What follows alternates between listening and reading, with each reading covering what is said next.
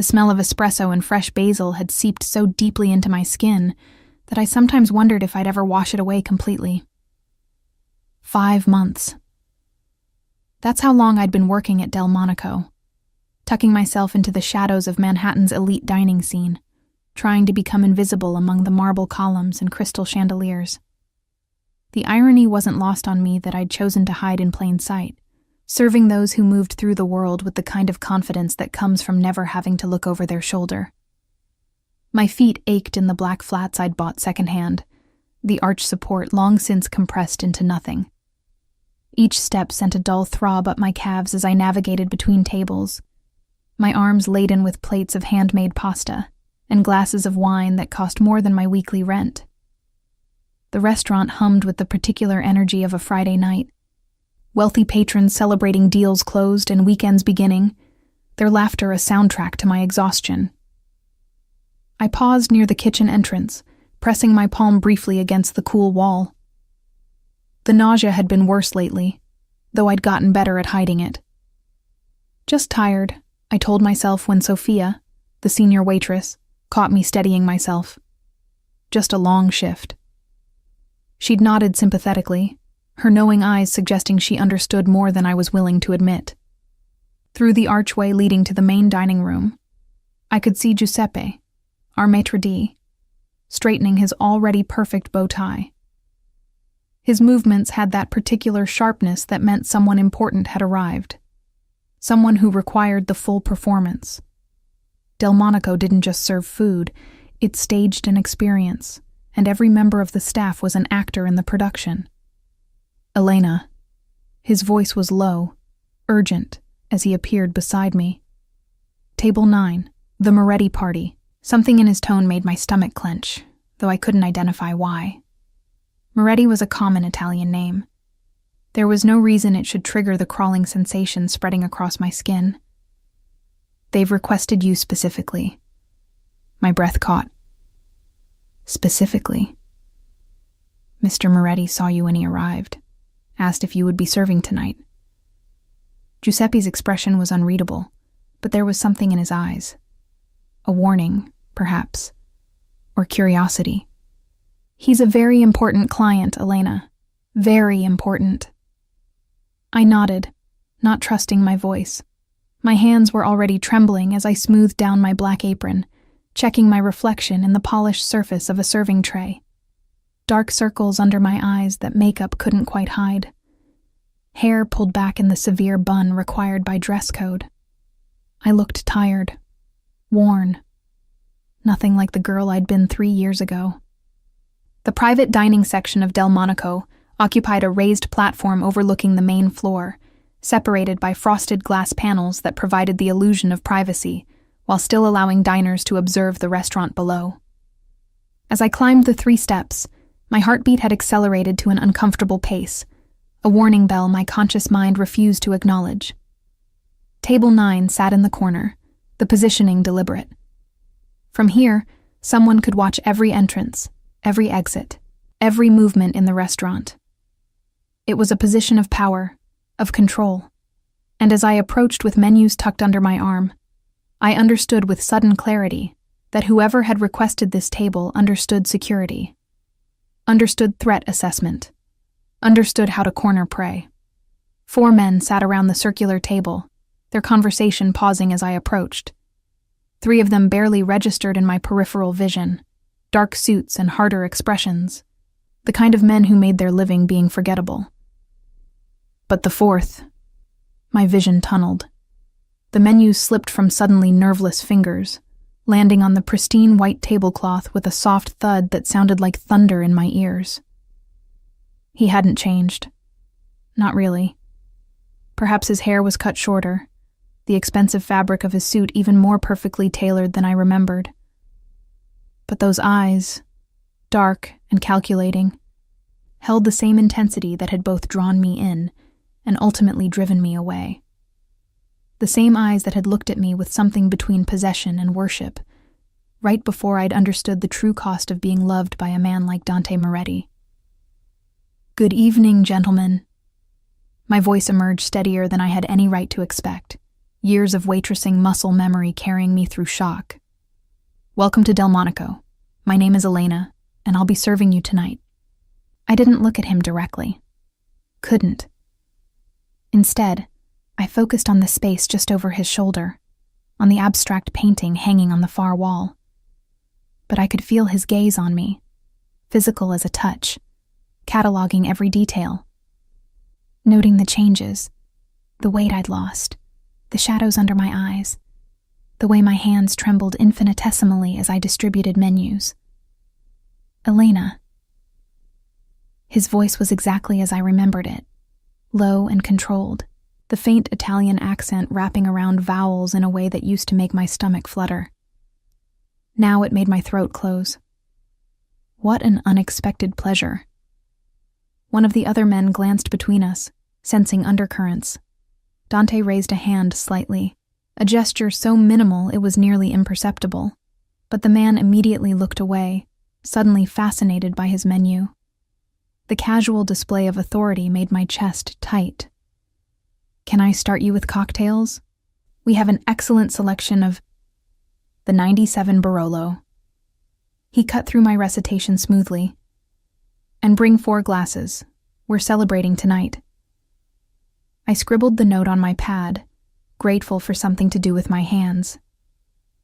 The 97 Barolo. Of course he would order that. It was the same wine we'd shared that first night, when he'd taken me to a restaurant much like this one, and taught me how to appreciate the complexity of well-aged wine. When I'd still been naive enough to think the darkness I sensed in him was romantic, rather than literal. "Of course, sir. I'll bring that right away." I turned to leave, but his voice stopped me. Not his words, just the way he said my name.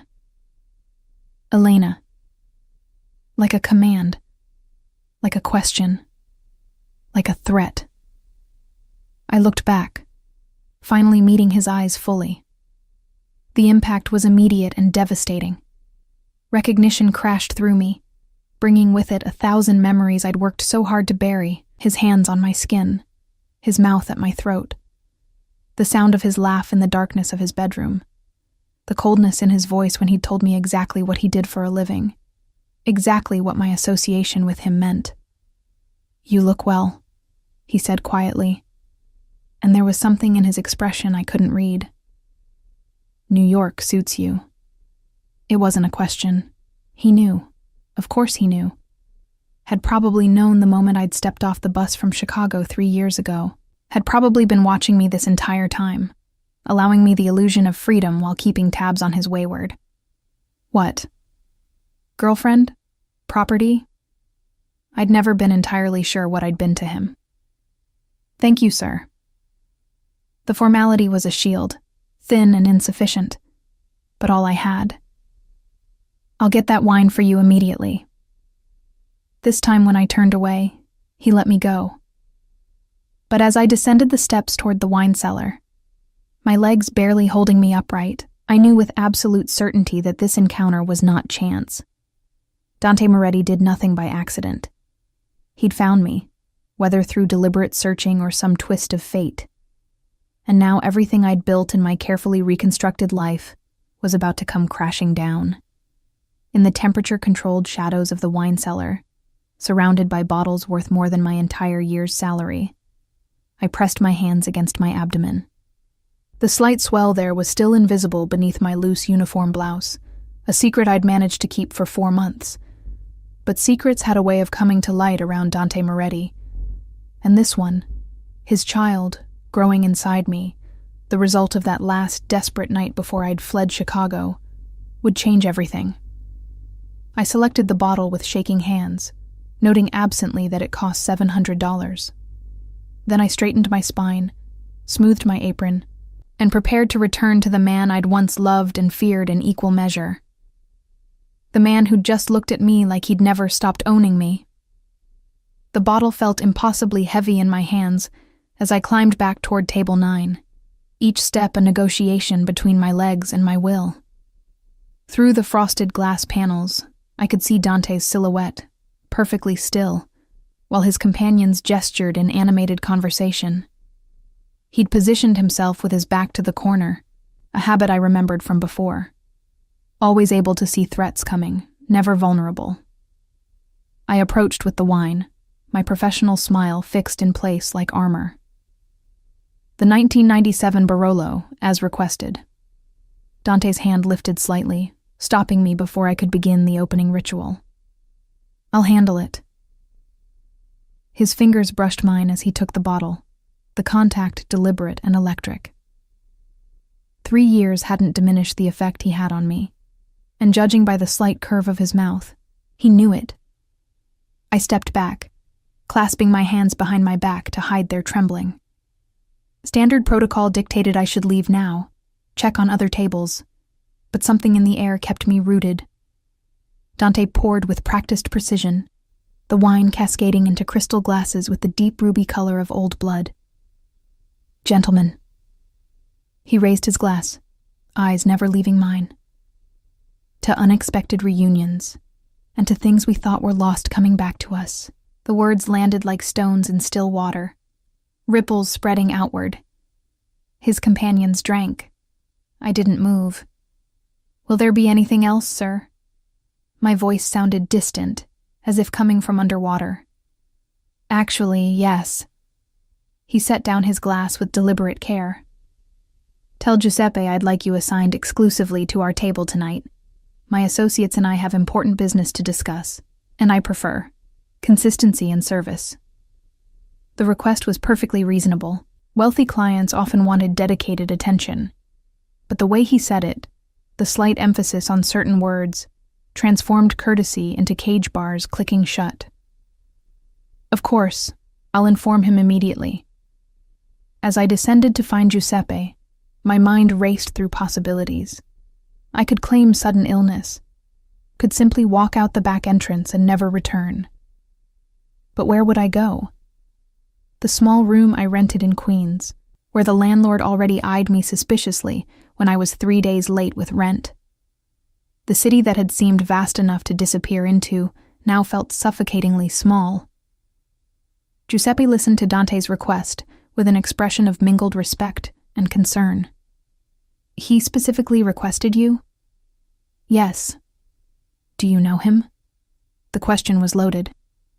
Giuseppe had worked in establishments like this for 30 years.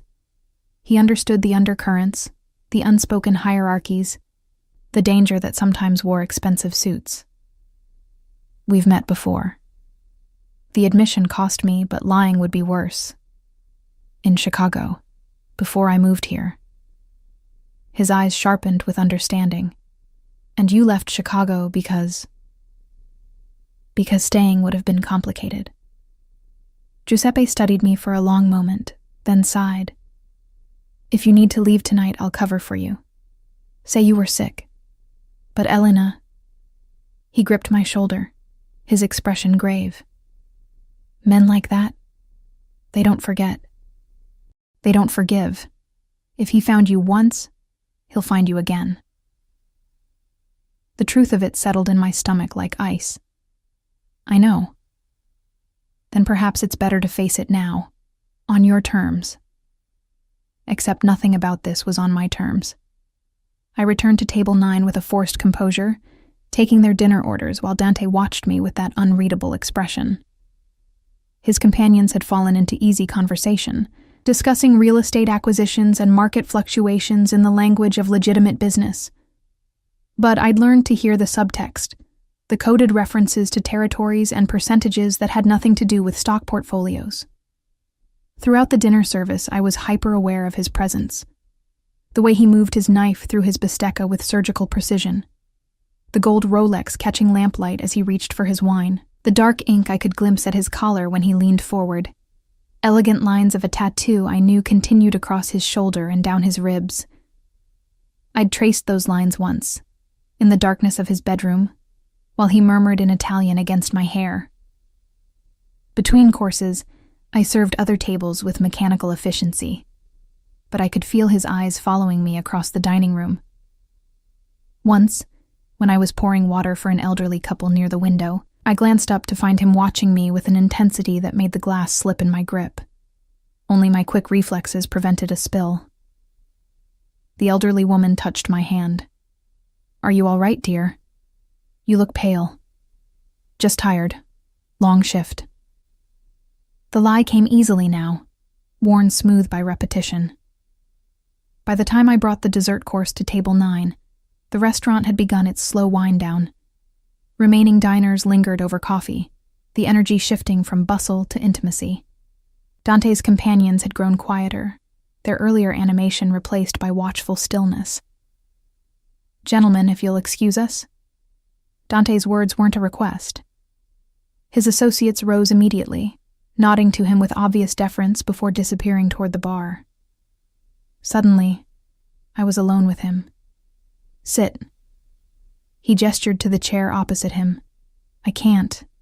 I'm working." "Elena." My name was a command. "Sit." My legs folded before my brain could protest. I perched on the edge of the chair, spine rigid, hands folded in my lap. Dante leaned back, studying me with the same careful attention he'd once used to memorize every detail of my body. 3 years, he said quietly. Not a word, not a message. You vanished. I left a note. "I can't do this anymore. I'm sorry." 6 words. That's what you thought 3 years deserved? The anger in his voice was tightly controlled, but I knew him well enough to hear it. Knew that the calmer he sounded, the more dangerous he became. What was I supposed to say, Dante? Thank you for an interesting year, but I'd rather not spend my life wondering when the FBI or a rival family would put a bullet in my head. You knew what I was from the beginning. I knew you were in business.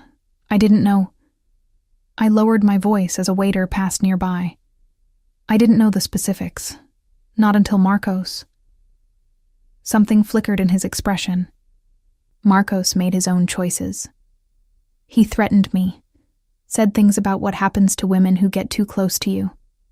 And then 2 days later, he was dead. They found him in the Chicago River with... I stopped, the memory too vivid even now.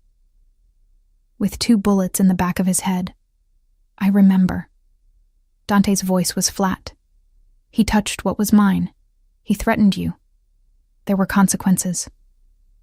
I wasn't yours. His hand moved so quickly I flinched, but he simply pushed the dessert menu aside, eliminating barriers between us. You are. Running to New York didn't change that. I'm not the same person I was in Chicago. No. His eyes traced over my face, noting details I couldn't hide. You're thinner, tired, working yourself to exhaustion in this place when you should be. He stopped abruptly, his jaw tightening. Why Delmonico? Why this restaurant specifically? The question confused me. I needed a job. They were hiring. This restaurant is owned by the Costa family. The name meant nothing to me, but the way he said it resonated with significance I couldn't interpret. I don't understand. Vittorio Costa. Dante's voice had gone very quiet. My principal competitor in this city. This restaurant is how he launders money from his Brooklyn operations. Every server, every busboy, every person working here is either on his payroll or under his protection. He leaned forward, his intensity pinning me in place. Did you really not know? Or was this your way of ensuring I couldn't reach you? Horror crawled up my spine. I didn't know. I swear, Dante, I had no idea. He studied me for a long moment, then nodded slowly. I believe you, which means you've been working in enemy territory for 5 months without protection, without anyone knowing who you were to me. I'm not anything to you anymore. That's where you're wrong, Bella. The endearment was razor-edged. The moment you walked into my life, you became something to me, and I take care of what's mine. I left. I made that choice.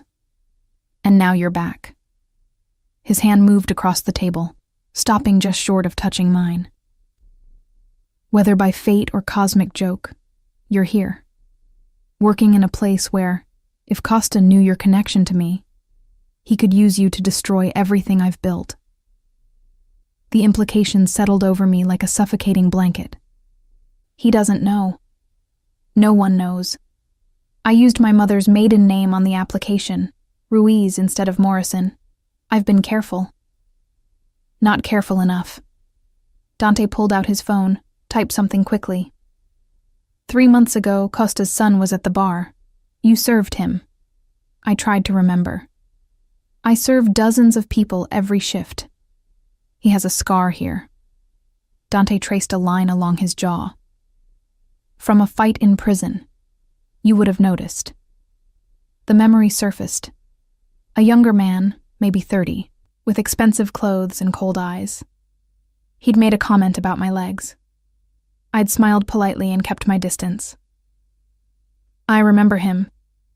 He came back twice after that. Sat at the bar both times you were working. The ice in my stomach spread outward. How do you know this?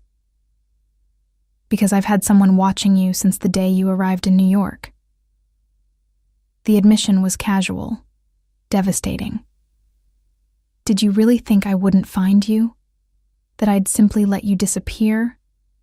I should have been angry, should have stood up and walked away.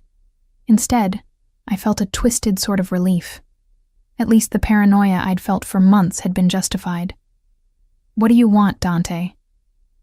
The same thing I've always wanted. His eyes held mine. You. Safe. Where I can protect you. That's not protection. That's possession. In my world, Bella, they're the same thing. He stood, pulling out his wallet and placing several $100 bills on the table. Your shift ends at 11. Midnight. I'll have Marco waiting out back. He'll drive you home. I can take the subway. No. The word was absolute. Not anymore. Not now that I've found you again. He moved around the table with predatory grace, stopping close enough that I had to tilt my head back to maintain eye contact. 3 years ago, you left because you were afraid. Fair enough. But now you're working in enemy territory, surrounded by people who would kill you without hesitation if they knew your connection to me. You have 2 choices, Elena. Accept my protection, and let me move you somewhere safe. Or continue as you are, and wait for Costa to figure out who you really are. Those aren't choices. That's coercion. No, Bella. He leaned down, his mouth close to my ear. Coercion would be telling Giuseppe you're quitting tonight, having my men pack up your apartment while you're here, putting you on a plane to somewhere Costa can never reach you. He straightened, his expression almost gentle. I'm giving you until tomorrow to decide. That's more consideration than I've given anyone in years. He walked away, his companions materializing from the shadows to flank him. At the archway, he paused and looked back. One more thing. The nausea you've been experiencing, morning sickness usually peaks around the 4th month.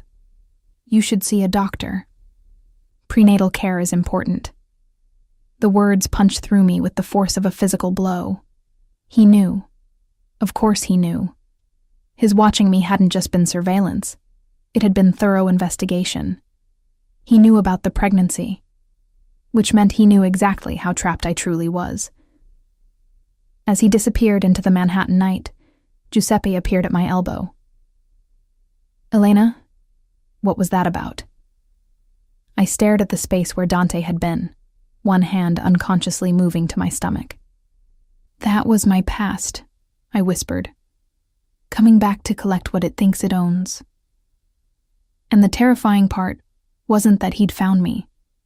It was that some traitorous part of me was relieved he had. The apartment felt even smaller when I returned that night, the walls closing in with the weight of everything Dante had said.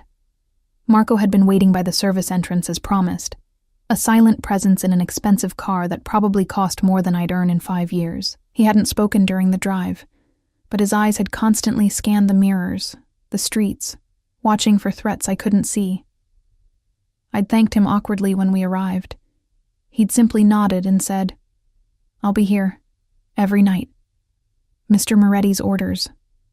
Now, alone in the darkness, I sat on my secondhand couch and tried to think. Tried to plan. But exhaustion pulled at me like an undertow. And beneath it all, the pregnancy made itself known with waves of nausea that had nothing to do with fear. My phone buzzed. An unknown number, but I knew who it would be. "Did you arrive safely?" I stared at the message for a long moment before responding. "Yes. Good. Sleep. We'll talk tomorrow." As if sleep were possible. As if I could simply close my eyes and forget that Dante Moretti had found me, had been watching me for months, knew about the child I carried. His child, though I hadn't told him explicitly. But he was too intelligent not to have done the math. The question that kept me awake wasn't whether he knew. It was what he intended to do about it. Morning came too soon. Gray light filtering through thin curtains that did nothing to keep out the city's noise. I showered mechanically, dressed in clothes that now felt too loose, and was preparing to leave for my shift when someone knocked. Not Marco. The knock was too authoritative, too confident. I knew who it would be even before I opened the door. Dante stood in my hallway wearing a different suit, this one charcoal gray with a subtle pattern, perfectly tailored to his frame. Behind him, Marco maintained a respectful distance, but his presence blocked any escape route. "May I come in?" It wasn't really a question. I stepped aside, acutely aware of how shabby my apartment must look through his eyes. The peeling paint, the furniture rescued from curbs, the single window overlooking an alley where trash accumulated in corners. He didn't comment on any of it, simply moved to the center of the small space and turned to face me. "We need to talk, really talk. No interruptions, no work obligations. I have a shift. I called Giuseppe this morning. You have the day off. Paid." Of course he had. "You can't just rearrange my life, Dante." "I can. I am." He gestured to the couch. "Sit, please."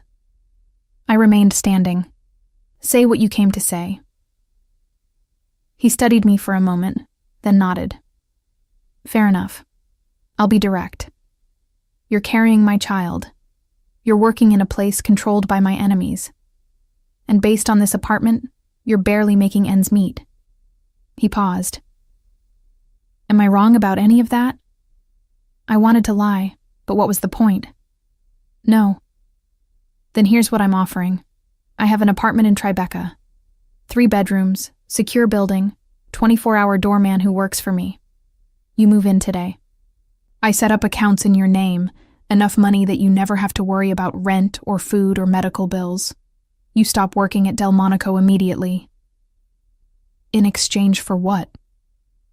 His expression shifted, something almost like hurt flickering across his features. "In exchange for letting me protect you, for letting me be part of my child's life, for giving us a chance to figure out what this could be." What this could be. Dante, I left because of what this was. You killed a man. Probably more than one. You're a... I stopped, not wanting to say the words in my own apartment, as if speaking them aloud would make everything more real. "A criminal." He said it without inflection. "A mobster. A killer. Yes, Elena, I know what I am. I've never pretended otherwise. You told me you were an import-export. I am. Just not the kind that goes through customs." He moved closer, and I hated how my body responded, the old attraction flaring despite everything. "I didn't lie to you about who I was. I just didn't give you the full truth until you were already..." He stopped. "Until I was already in love with you?" The words came out bitter. "That's predatory, Dante. You know it is." "Perhaps." He didn't deny it. "But my feelings for you were real. Are real. That last night before you left." The memory crashed over me. The desperate intensity of it. As if we'd both known something was ending. His hands in my hair, his mouth at my throat. the way he'd whispered my name like a prayer. I'd left the next morning while he was still sleeping, unable to face a goodbye that would break me. That night was a mistake. That night created a life. His hand lifted, hovering near my stomach but not touching. Our child, Elena. That's not a mistake. That's a gift I never thought I'd receive. Something in his voice made me look up. There was vulnerability there, carefully hidden but present. You wanted children? Not until I met you. The admission seemed to cost him. My life, my business. It's no place for a family. I'd accepted that. And then you walked into that gallery opening in Chicago, looking at the paintings like they held secrets. And I thought, maybe with the right woman, things could be different. And then I saw what your life really meant, what loving you would cost. Yes. He didn't look away. And you ran. I don't blame you for that, Bella. I was angry, but I understood. My world is violent, dangerous. Not what you signed up for. So why come back now? Why not let me go? Because letting you go the first time nearly destroyed me. The rawness in his voice stopped my breath. Because I spent 3 years trying to forget you and failing. Because the moment I learned you were in New York, in my city, I couldn't stay away. His eyes met mine, and I saw the truth there, stark and undeniable. And because now there's a child. My child. And I will do whatever it takes to keep both of you safe. I sank onto the couch, legs suddenly weak. This is insane. Probably. He sat beside me, maintaining careful distance. But insanity runs in my family. Despite everything, I almost smiled. That's not reassuring. I'm not trying to reassure you. I'm trying to be honest. He shifted to face me fully. I can't promise you a normal life. I can't promise there won't be danger. What I can promise is this. No one will touch you while I'm alive. No one will harm our child. You'll have everything you need and most of what you want. And I will never, ever lie to you about who I am or what I do. What about love? The question escaped before I could stop it. His expression softened. I loved you 3 years ago, Elena. I love you now. That hasn't changed. He reached out slowly, giving me time to pull away, and took my hand. The question is whether you can love me knowing what I am, whether you can accept the darkness that comes with being mine. Being yours. There's that phrase again. It's the only one I know. His thumb traced circles on my palm, the gesture achingly familiar. In my world, people belong to each other. It's not romantic, but it's true. If you accept my protection, you become mine in a way that's recognized and respected. No one touches what belongs to Dante Moretti. And what do I get in return? Besides the apartment and the money? Me. The simplicity of it was devastating. All of me. My loyalty, my protection, my name if you want it. Access to my world, as much or as little as you can handle, and the certainty that I will move heaven and earth to make you happy. I wanted to say no. Wanted to find the strength I'd had 3 years ago when I'd walked away from him. But that was before the pregnancy, before the exhaustion, before the terror of trying to survive alone in a city that didn't care whether I sank or swam. And if I was honest with myself, before I'd admitted how much I missed him. Missed the way he looked at me, the way his presence made me feel safe, even when logic said I should be afraid. I need time. You have until tonight. His tone was apologetic but firm. Not because I'm being cruel, but because Costa is having people watch Delmonico. One of his men noticed us talking last night. By tomorrow, he'll know who you are. We need to move you before that happens. Terror spiked through me. What would he do if he found out? Dante's expression went cold. Nothing good. Costa and I have been at war for years, a careful dance of territory and power. You would become a weapon he'd use against me. At best, leverage for negotiation. At worst. He didn't finish. At worst, he'd send you back to me in pieces, to prove a point. The casual horror of it made me dizzy. This is the world you're offering me? Where people get cut into pieces for knowing the wrong person? No, Bella. This is the world you're already in, whether you want it or not. I'm offering you a way to survive it. He stood, moving toward the door. Marco will stay nearby. If you decide to come with me, call this number. He pressed a card into my hand. If you decide to run again, he won't stop you. But Elena? He paused at the threshold, his eyes holding mine. There's nowhere in this world you can go that I won't eventually find you. And next time, I might not be the first one to arrive. After he left, I sat in the suffocating silence of my apartment, staring at the card. A single phone number, no name, no explanation. I thought about calling Jenna, finally getting that conversation I'd been avoiding about the pregnancy. But what would I tell her? That the father had found me? That he was offering protection wrapped in threat? That part of me wanted to say yes. My hand moved to my stomach, to the small life growing there, a life that deserved better than this shabby apartment and my constant fear. A life that deserved a father, even one who came with darkness attached. I pulled out my phone and dialed before I could overthink it. He answered on the first ring. Elena. I have conditions. Name them. I want my own room, my own space. This isn't about getting back together. It's about safety. Done. I want to finish my shift tonight. Give proper notice to Giuseppe. I won't just disappear on him. A pause. I'll come with you. Make sure nothing happens. And I want the truth. About everything.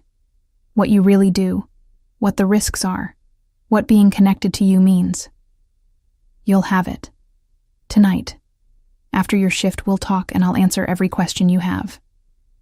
His voice softened. Anything else? If I do this, if I accept your protection, you can't use the baby as leverage. Can't use my fear for them to control me. Never. The word was absolute. You have my word, Elena. On my father's grave, on everything I hold sacred, I will never use our child against you. I closed my eyes, feeling the last of my resistance crumble. Okay. Okay? I'll come with you, after tonight's shift. The relief in his voice was palpable. Thank you, Bella. You won't regret this. Fight. But as I hung up and stared at my reflection in the bathroom mirror, I couldn't shake the feeling that regret was inevitable. That accepting Dante's protection meant stepping into a world where love and danger were so intertwined, they became indistinguishable. And the most terrifying part?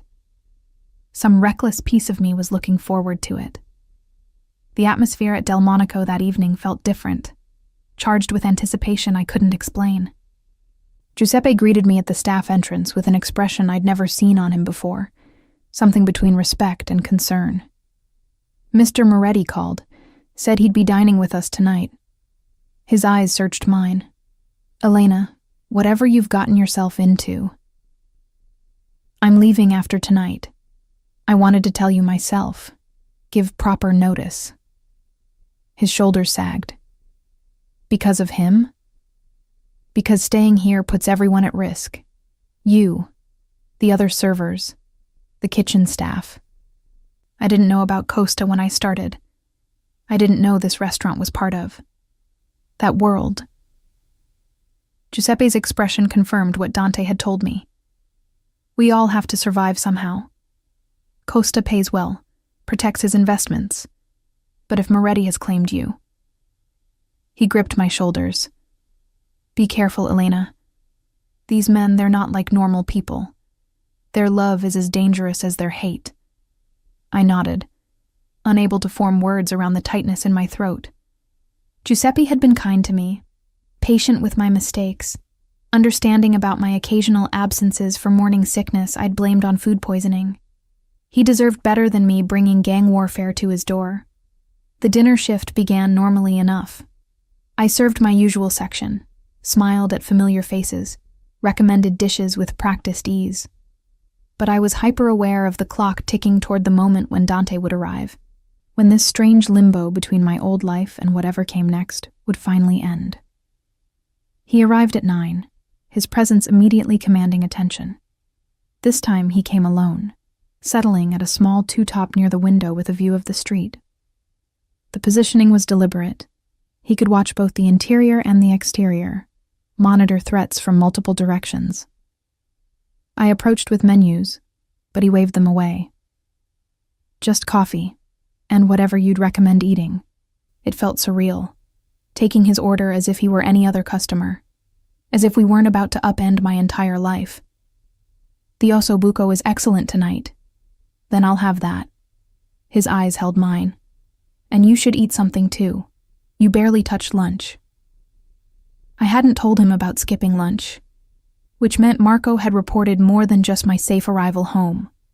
The surveillance was comprehensive, invasive, and somehow almost comforting in its thoroughness. Throughout the evening, I felt other eyes on me.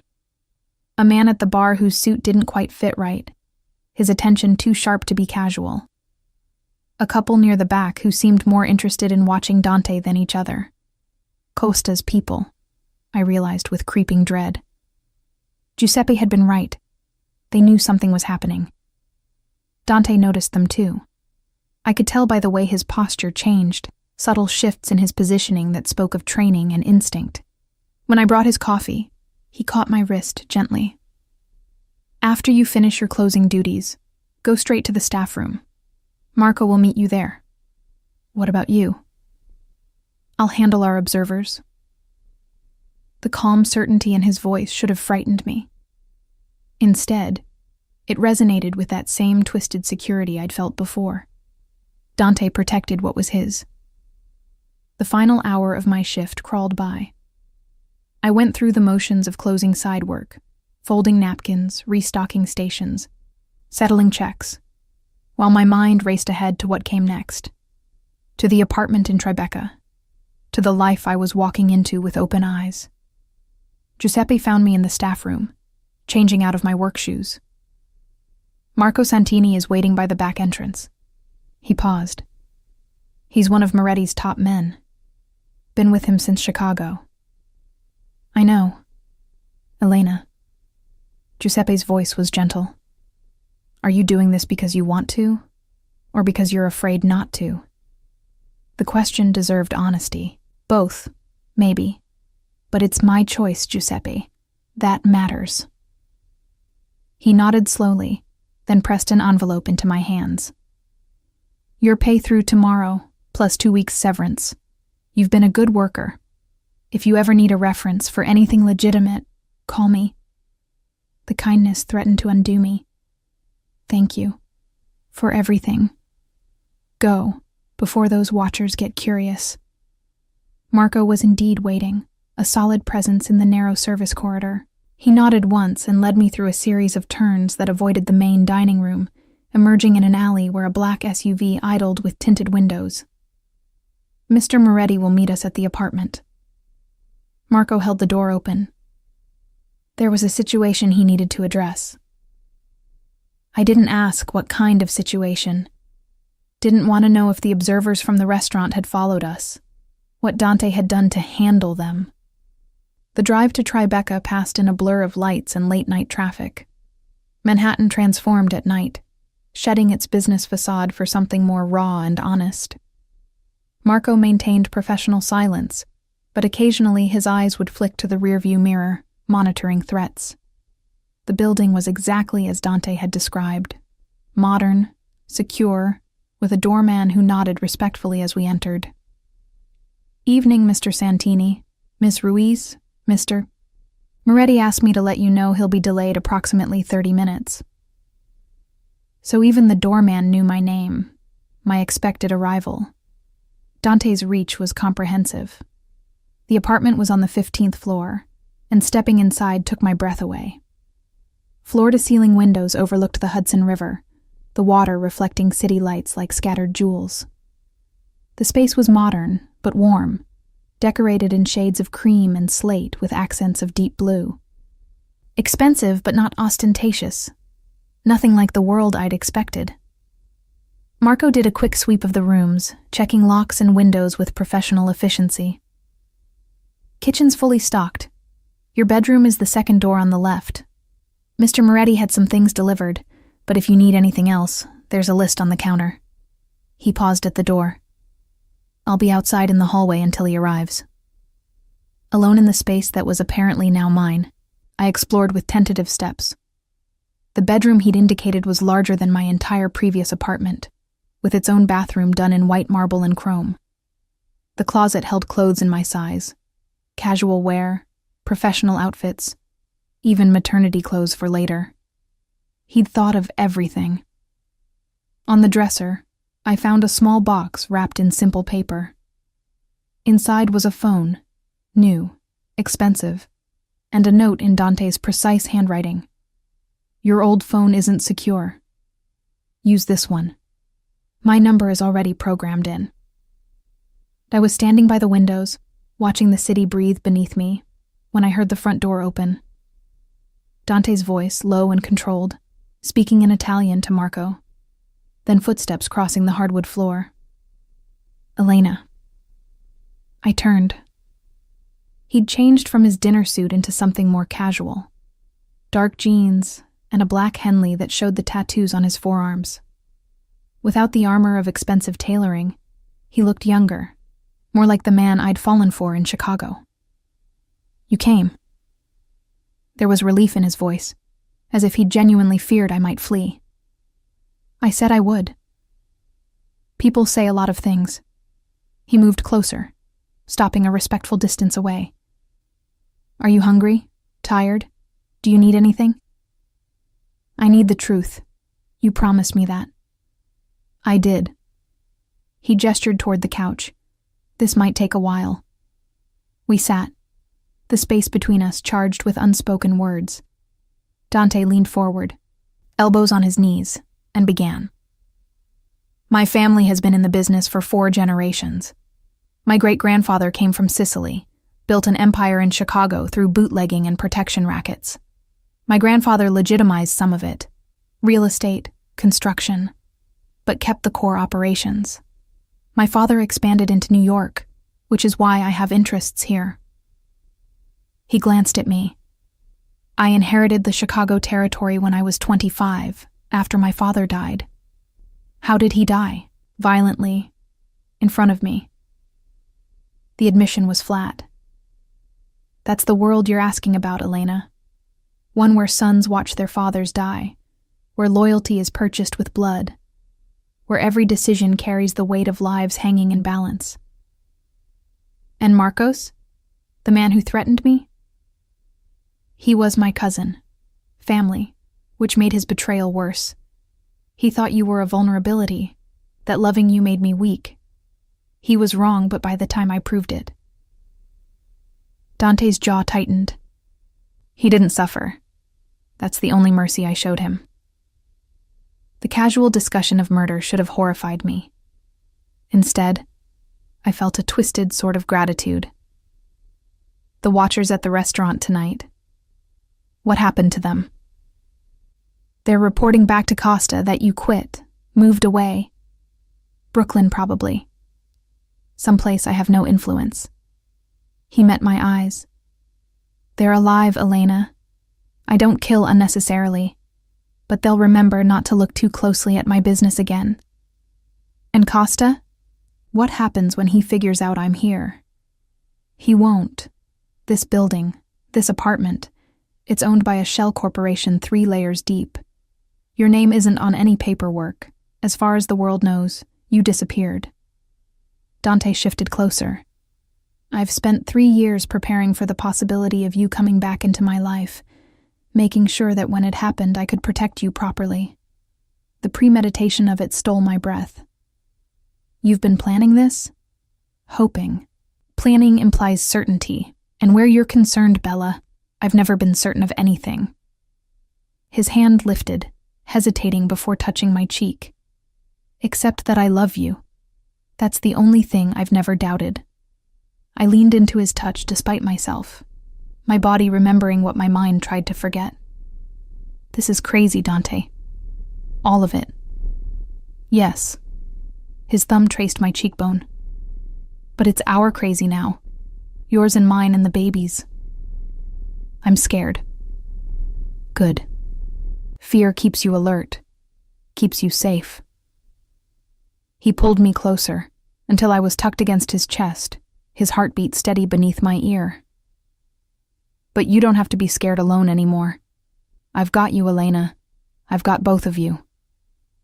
We sat like that for a long time, the city glittering beyond the windows, the weight of decisions made settling over us. Finally, I pulled back enough to look at him. What happens now? Now?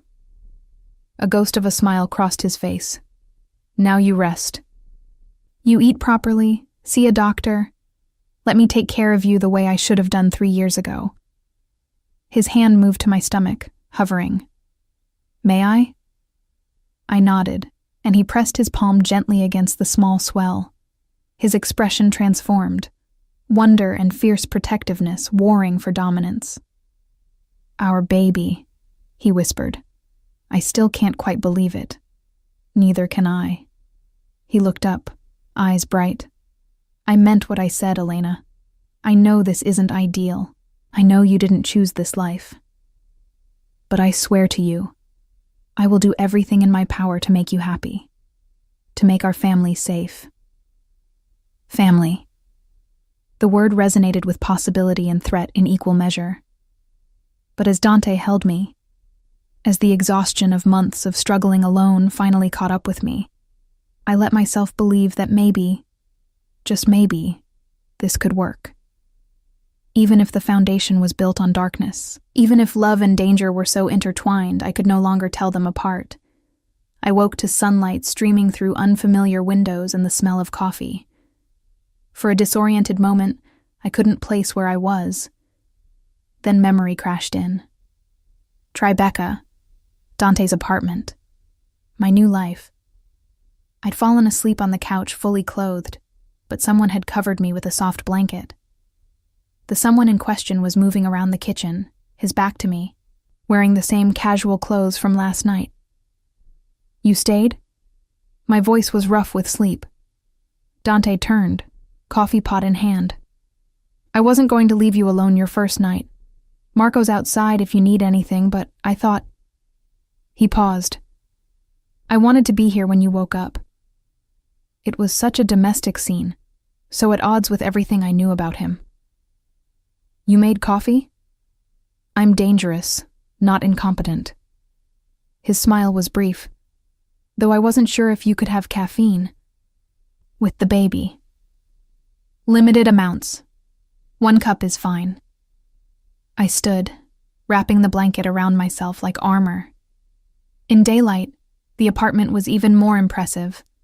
Art on the walls that was probably worth thousands. Furniture that whispered of expensive taste. He poured carefully, adding cream the way I liked it without asking. Another detail he remembered. There's breakfast too. I had Marco pick up pastries from that bakery you liked in Chicago.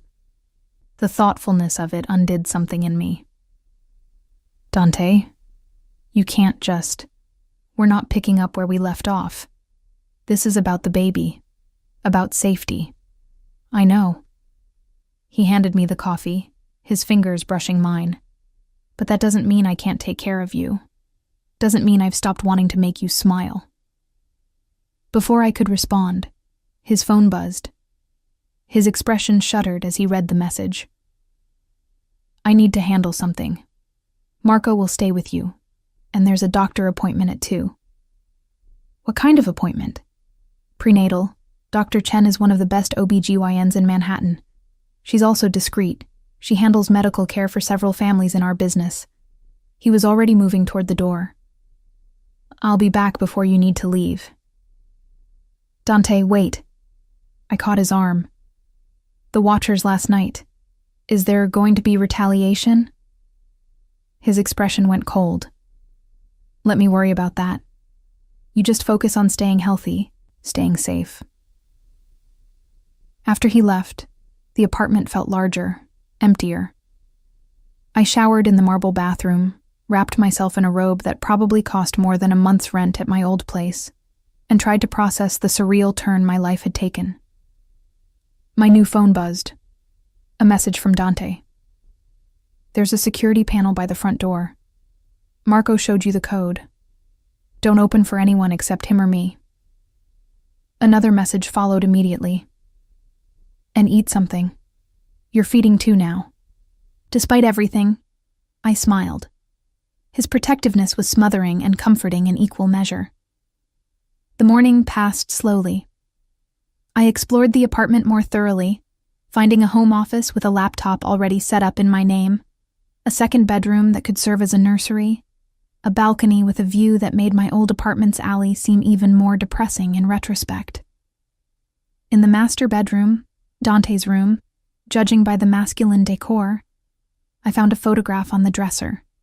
Us, in Chicago, at some event I barely remembered. I was laughing at something, looking up at him with obvious adoration. He was watching me with an expression I'd never seen in the moment. Pure, unguarded love. He'd kept this for 3 years.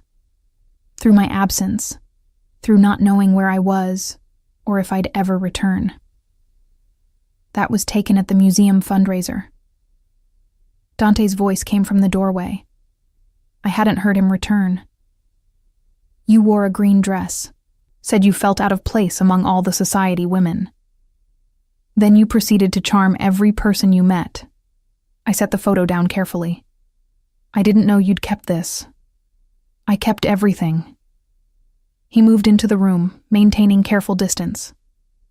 "Letters you wrote me. Tickets from movies we saw. The receipt from that terrible diner where you insisted the pancakes were authentic. They were authentic. Authentically terrible."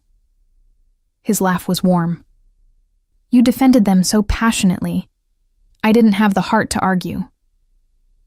The moment felt suspended, intimate in a way that had nothing to do with physical proximity. Then his expression shifted, business reasserting itself. "The appointment is in an hour. I'll drive you." Dr. Chen's office was in a medical building that looked more like a luxury hotel, all marble and soft lighting. The waiting room was empty except for us, and a woman who looked away quickly when we entered. Marco had come too, positioning himself near the exit with the alertness of a trained guard. "Mr. Moretti." The receptionist's smile was professional but warm. "Dr. Chen is ready for you." The doctor herself was a woman in her 50s, elegant and no-nonsense. She greeted Dante with familiarity that spoke of history, then turned her attention to me. "Ms. Ruiz, I understand you're approximately 4 months along." The examination was thorough and surprisingly gentle. She asked questions about my health history, previous symptoms, made notes in a tablet. When she brought out the ultrasound machine, Dante moved closer, his eyes fixed on the screen. "There." Dr. Chen pointed to a shape that looked like a bean. "That's your baby. About 18 weeks, based on measurements. Would you like to know the sex?" I looked at Dante. His expression was transfixed, vulnerable in a way I'd never seen. "Yes," I whispered. "It's a girl." Dr. Chen smiled. "Healthy, developing right on schedule. Congratulations." "A daughter. We were having a daughter." I watched Dante's face as the information registered, saw something fierce and protective flash through his eyes. His hand found mine, gripping tight. "A girl," he repeated, voice rough. "We're having a little girl." Dr. Chen printed out images, gave me prescriptions for vitamins, scheduled the next appointment. As we prepared to leave, she touched Dante's arm. "Take care of them, Dante." Both of them. With my life, he promised. In the car, he was silent, staring at the ultrasound photo as if memorizing every detail.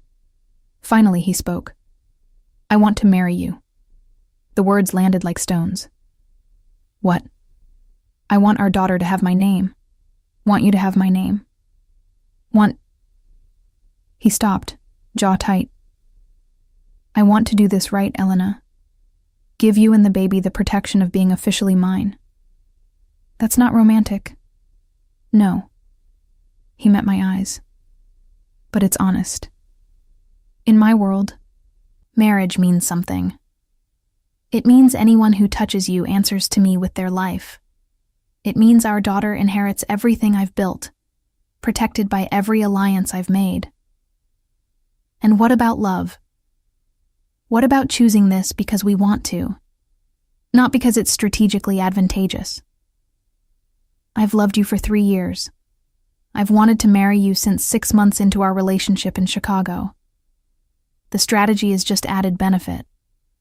He reached for my hand. I'm not asking for your answer now, just asking you to think about it. Back at the apartment, reality continued its surreal spiral. Dante had to leave again. More business he wouldn't detail. Marco stationed himself outside. I was alone with my thoughts and the ultrasound image of my daughter. Our daughter. I was tracing the outline of her tiny form when my new phone rang. Unknown number, but local. Hello? Elena Ruiz? A woman's voice, cultured and cold. Or should I say Elena Morrison? My blood turned to ice. Who is this? Someone with information you need. About Dante Moretti and what he's really done. About why your father disappeared 3 years ago. The room tilted. My father? What are you talking about? Meet me. Tomorrow, noon, at the fountain in Washington Square Park. Come alone, or you'll never know the truth about the man whose child you're carrying. The line went dead. I sat frozen, the phone gripping in trembling hands. My father had disappeared 3 years ago, walked out one day and never came back. My mother had filed a missing persons report. The police had found nothing. 3 years ago, right around the time I'd met Dante. The coincidence was too precise to be coincidence. But that meant no. It couldn't mean what my racing mind was suggesting. Dante wouldn't have. He couldn't have. But memory supplied images I'd tried to forget. The way Dante had asked so many questions about my family that first month we dated. His interest in where I came from, who my parents were. I'd thought it was normal getting to know you conversation. What if it hadn't been? I pulled up the number Dante had programmed into the phone, my thumb hovering over the call button. I should tell him about the message. Should let him protect me from whatever this was. But if he was connected to my father's disappearance, if he knew what happened and never told me. I set the phone down, staring at the ultrasound photo. My daughter, growing inside me. Dante's daughter. The man I'd just agreed to let protect us might be the same man who'd destroyed my family. And tomorrow, I'd find out the truth. Even if it killed me. The night passed in fragments. I dozed fitfully on the couch, unwilling to sleep in the bed Dante had prepared for me, unable to shake the cold dread that had settled in my stomach. Every time I closed my eyes, I saw my father's face, heard my mother's broken voice when she'd called to say he was missing. Dante returned around midnight, his expression tight with exhaustion. He found me curled on the couch, still dressed, the ultrasound photo clutched in my hand. Elena? What's wrong? He crossed the room quickly, concern replacing fatigue. Is it the baby? I'm fine. Just couldn't sleep. His eyes searched mine, too perceptive. You're lying. What happened? I should have told him then.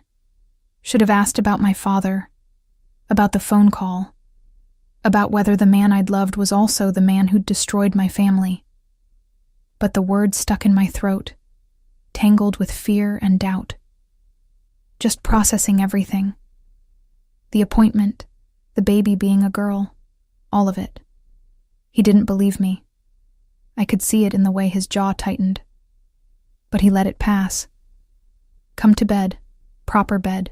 You need to rest. I'm fine here. Elena. I said I'm fine. The sharpness in my voice stopped him. We stared at each other, the space between us charged with unspoken accusations. Finally, Dante nodded slowly. I'll be in my room if you need anything. After he left, I hated myself for the deception. But tomorrow's meeting loomed like a specter. And until I knew the truth, I couldn't let myself be vulnerable around him. Morning came too slowly and too fast. Dante was already gone when I woke. A note on the counter saying he had meetings all morning. Marco was outside, his presence both security and prison. At 11, I told Marco I needed to go to a drugstore. Feminine supplies, I said vaguely, knowing most men wouldn't push for details. He offered to have someone deliver whatever I needed. I'd prefer to pick them out myself, choose the right products. His discomfort was visible. I'll need to come with you. Fine, but you wait outside the store. The negotiation took precious minutes, but finally we reached a compromise. He'd drive me to a pharmacy in the village, wait nearby while I went in. What he didn't know was that Washington Square Park was 2 blocks from the pharmacy I'd chosen.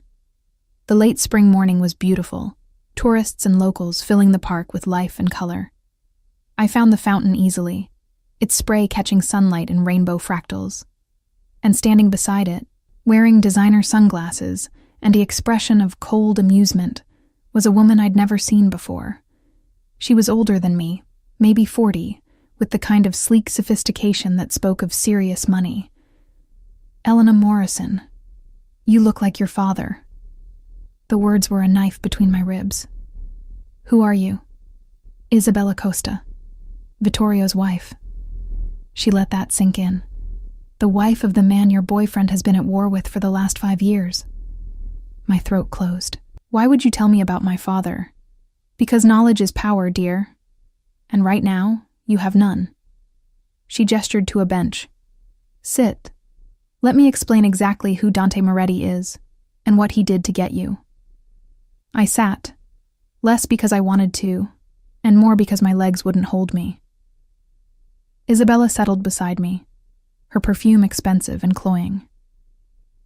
3 years ago, your father, Thomas Morrison, was an accountant for one of Vittorio's businesses. A legitimate business, or so the books appeared. Thomas discovered some inconsistencies, money being moved through accounts in ways that suggested money laundering. She paused. He made the mistake of confronting his supervisor, who reported it to Vittorio. My father would never work for the mob. He didn't know. That's the beauty of how we operate. Most employees have no idea their paychecks come from criminal enterprise. Isabella's smile was sharp. But once Thomas knew, he became a liability. Vittorio ordered him eliminated. Except what? Except Dante Moretti found out first. Somehow, we never discovered how, he learned about Thomas, about the evidence he'd gathered, about Vittorio's plans, and he made a move we didn't expect. Her eyes locked on mine. He offered Thomas protection in exchange for the evidence, offered to keep him safe, set him up with a new identity, everything. Hope flared painfully in my chest. So my father's alive? Oh yes. Very much alive. Living in Arizona under a different name, working as a consultant for one of Dante's legitimate businesses. He's been safe and comfortable for 3 years. Isabella leaned closer. But Dante made one condition for that protection. That Thomas never contact his family again. That his wife and daughter believe him dead or disappeared. Complete severing of ties. The betrayal cut deeper than I'd imagined possible. Why? Why would he do that? Because he wanted you. Isabella's voice was almost gentle. He'd seen photos of Thomas's daughter while investigating, became obsessed, orchestrated that first meeting at the gallery. It wasn't coincidence, Elena. He knew you'd be there because Thomas had mentioned your schedule in an email to your mother. She pulled out a folder, handed it to me. It's all in here. Communications between Dante and your father. Photos of you taken months before you officially met. Evidence of how thoroughly he stalked you before ever saying hello. My hands shook as I opened the folder. And there it was. Emails with my father's name, though from an address I didn't recognize.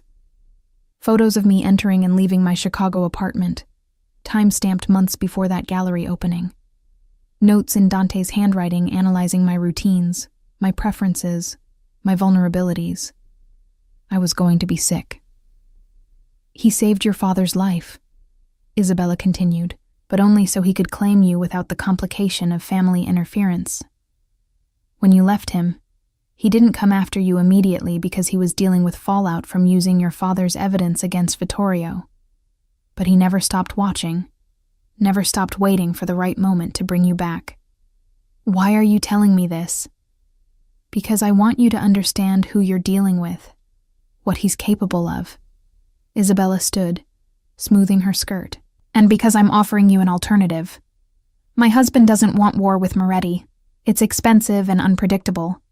But if you were to come to us, bring evidence of Dante's operations, we could end this without more bloodshed. Your father could contact you again. Your mother could stop grieving. You could have your family back. In exchange for betraying Dante. In exchange for choosing reality over delusion. He's not your protector, Elena. He's your captor. He stole your father to possess you, and now he's using your pregnancy to keep you trapped. Isabella pulled out a card, pressed it into my numb fingers. Think about it. You have 48 hours before Vittorio loses patience with this diplomatic approach. She walked away, disappearing into the crowd of tourists and students. I sat frozen on the bench, the folder burning in my hands. The ultrasound photo of my daughter seeming to accuse me from my pocket. Dante had saved my father, had given him protection and a new life. But he'd also taken him away from us, manipulated circumstances to isolate me, orchestrated our entire relationship based on obsession rather than chance.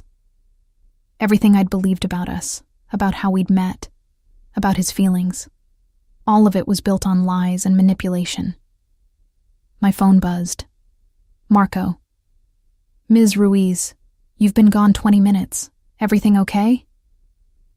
I stood mechanically, tucked the folder under my arm, and walked toward the pharmacy. Bought random items I didn't need while my mind raced. Got back in the car and let Marco drive me home. Except it wasn't home. It was Dante's apartment, Dante's gilded cage. He was waiting when I arrived, pacing the living room with barely contained energy. Where were you? Marco said the pharmacy, but you were gone for... He stopped, seeing my expression. What happened? I pulled out the folder, threw it on the coffee table between us. Is it true? His eyes dropped to the documents, and I saw the moment he understood, saw calculation flash across his features, before settling into careful blankness. Who gave you this? Answer the question, Dante. Is it true? Did you orchestrate our entire relationship? Did you manipulate my father into disappearing so you could have me without complications? The silence stretched impossibly long. Finally he spoke, his voice carefully controlled. The timeline is accurate. The interpretation is not. What the hell does that mean? It means yes, I knew about your father. Yes, I offered him protection. Yes, I made sure he cut ties with your family as a condition. He moved closer, and I backed away. But I didn't do it to possess you, Elena. I did it because he was already dead. Vittorio's men were en route to kill him when I intervened. I saved his life. By making my mother think he abandoned us. By making me think... My voice broke. I spent 3 years believing my father left because he didn't love us anymore. I know, and I'm sorry for that. But the alternative was you watching his body being pulled from the river. His actual body, not just his reputation. Dante's eyes were fierce. I made the choice I thought would cause the least harm. And stalking me? The photos, the planning, the manipulation?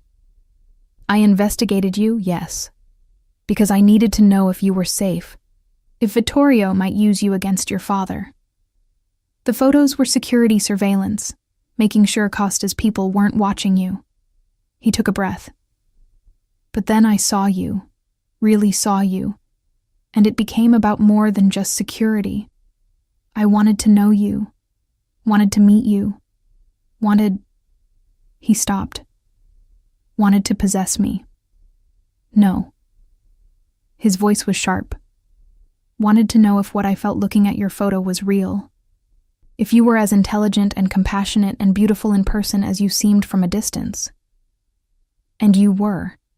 You exceeded every expectation. So you orchestrated our meeting.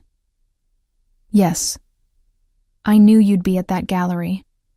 I made sure I was there too. But everything after, every conversation, every date, every moment we spent together, that was real, Elena. My feelings for you were and are completely genuine. I wanted to believe him. God, how I wanted to believe him, but the evidence was damning. You stole my father. I saved your father. There's a difference. Not to me. The words tore out of me. Not to my mother, who spent 3 years wondering what she did wrong, why he left. Not to me, who thought maybe if I'd been a better daughter, maybe if I couldn't continue, the old guilt rising up. Dante's expression cracked. No. Elena, no. Your father loves you completely. He left because I convinced him it was the only way to keep you safe. That if he stayed, if Vittorio figured out Thomas had family, you'd be used as leverage. Then let me talk to him. Prove he's alive. Prove he's okay. I can't. Can't or won't. Both. Dante ran a hand through his hair, frustration evident. The moment your father makes contact, Vittorio will know where he is. We'll use that to track him down and finish what he started. The only thing keeping Thomas alive is Vittorio's belief that he's already dead. Then what am I supposed to do? Just accept that my father is alive but I can never speak to him? That everything between us was built on manipulation and lies? Not everything. He closed the distance between us, catching my hands before I could retreat. My love for you, that's real. My commitment to protecting you and our daughter, that's real.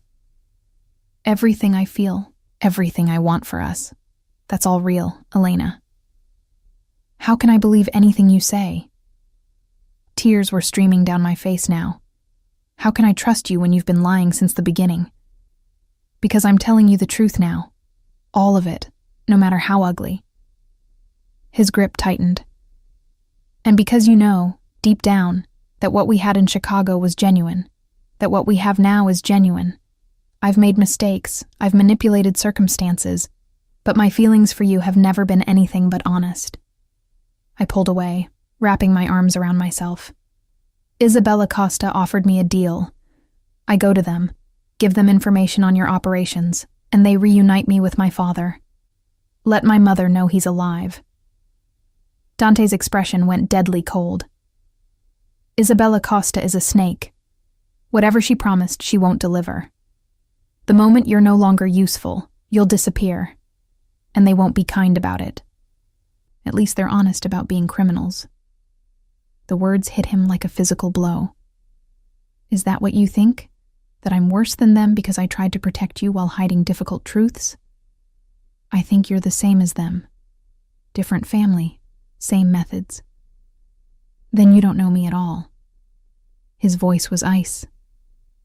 Everything I've done has been to keep you safe, to keep your father safe, to build a life where our daughter can grow up protected and loved. If you can't see the difference between that and what Costa would do, don't you dare make this about me not understanding. I cut him off. You stole 3 years from my mother. From me. You built our entire relationship on deception. And now you're trying to make it sound noble. I'm not trying to make it sound noble. I'm trying to make you understand that the choice wasn't between good and evil. It was between bad and worse. And I chose the option that kept the most people alive. He moved to the window, staring out at the city. But if you want to go to Costa, if you want to believe her promises over my truth, I won't stop you. The words were a challenge and a surrender simultaneously. You won't? No. He turned back, and his eyes held a devastation I'd never seen. I love you too much to keep you prisoner. If you genuinely believe you and our daughter would be safer with Vittorio Costa than with me, then go. I'll have Marco take you wherever you want. It was exactly what I'd claimed I wanted. Freedom. Choice. The ability to walk away. So why did the offer feel like a punishment? I need time to think. You don't have time. Costa gave you 48 hours. By tomorrow night, they'll assume you're not taking the deal and come for you anyway. So you need to decide now, Elena. Do you trust me, despite everything? Or do you trust Isabella's promises? The apartment was silent, except for the distant sounds of traffic. My hand moved unconsciously to my stomach, to the daughter growing inside me. Dante's daughter. A daughter who would grow up either in his world of violence dressed as protection, or in Costa's world of violence dressed as salvation. Neither choice was good. Both were terrible. But one felt like betrayal, and the other felt like capitulation. I can't decide this right now. Then let me decide for you. Dante pulled out his phone, made a call. Marco, prepare the safe house in Connecticut. We're moving tonight. He ended the call, his eyes never leaving mine. I'm not giving you to Costa. I'm not letting them use you against me or harm our daughter. So we're going somewhere they can't reach. Somewhere you'll be safe while you figure out what you believe. That's not giving me a choice. That's making me your prisoner. No, Bella. That's me being your protector, whether you want me to be or not. He moved to the door, paused. Pack a bag. We leave in 2 hours. And Elena? He looked back, his expression raw. I know you don't believe me right now. But everything I've done, every lie I've told, every manipulation, it was all because I love you. And someday, you'll understand that. After he left, I stood in the empty apartment, surrounded by luxury and lies, carrying a daughter who deserved better than the disaster I'd made of my life. And I understood, with a clarity that was almost painful, that there was no escape. Not from Dante, not from Costa, not from the web of violence and power that had ensnared me the moment I'd smiled at a dangerous man in a Chicago gallery. I was trapped, and the only question left was whether I'd accept my cage with grace or fight against bars that would never, ever break.